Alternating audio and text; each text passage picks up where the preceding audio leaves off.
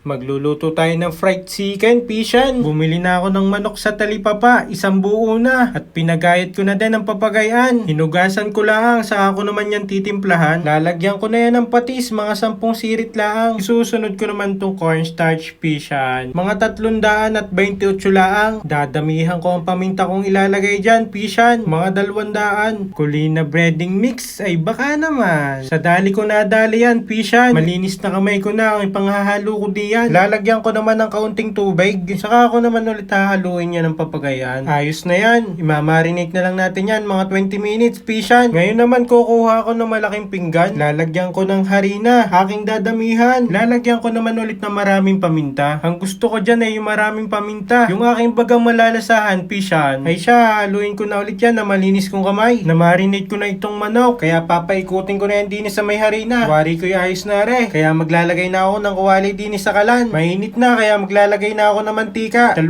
bote na aking ilalagay. Sa tingin ko'y mainit na mantika. Kaya isasalang ko na ring manok. Hindi ko pagsasabayain. 3 muna aking uunahin. Para maganda ating pagkaluto, Pishan. Akin na munang babalik tarin. Hanggang sa magkaganyan ng kulay. Luto na yan, Pishan. Kaya atin ang aahunin. At ari lahat ating naluto. Napakadali lang. Kayang-kaya mo din lutuin yan, Pishan. At ari ang bata nag-request niyan. Fried chicken, ala pa rin, Dok. Syempre, ipapakita ko sa iyo kung gaano ka-crunchy ang balat niyan, Pishan. Ay Diyos ko po, kahit walang gravy yan, Pishan, masarap yan.